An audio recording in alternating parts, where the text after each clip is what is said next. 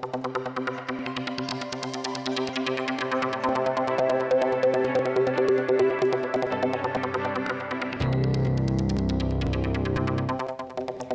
evening.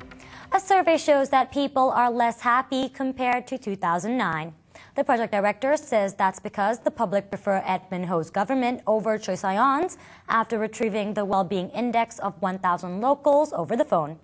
TDM went to the streets to find out how satisfied people are with their quality of life. On a scale from 1 to 100, how satisfied are you with the quality of life in Macau? 80. I give 85. 70. There's so many people everywhere you go, it's like there's no room to stand.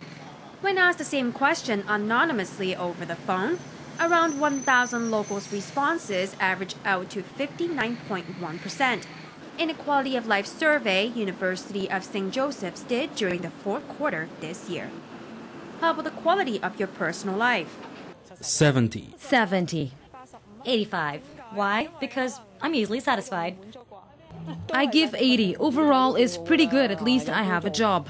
The survey results also showed a lower score in this sector, 63.8%, 3 percentage points lower than the fourth quarter of 2009. And a score on the government's performance.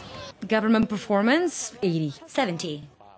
80. There's benefits and cash for the seniors.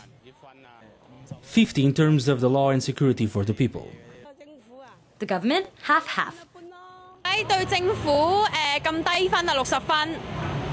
Oh, don't say that. I'm in big trouble if the government finds me saying this. Choi Sae-on's government scored 53.3 in the survey. This is the first time the USJ survey included an assessment on the government, so there are no previous data to compare to. But the Personal and National Well-being Index was done during the switch between Edmund Ho and Choi Sae-on's administration. Based on the 3% and 4% drop in people's satisfaction levels, project leader Richard Whitfield comes to an eye-opening conclusion.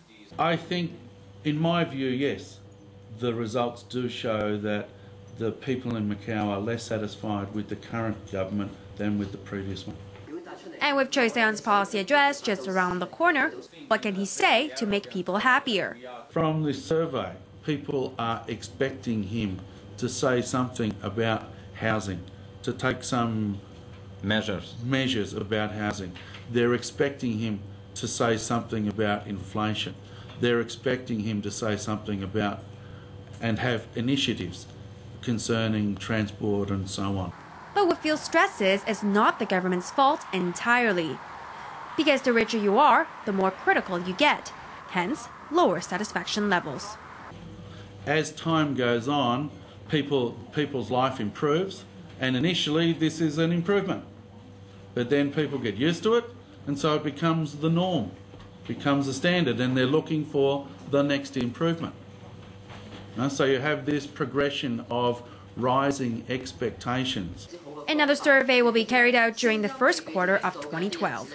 The field says the results will reflect whether or not Choi Sae-on's policy address will make people more or less satisfied with the quality of life in Macau.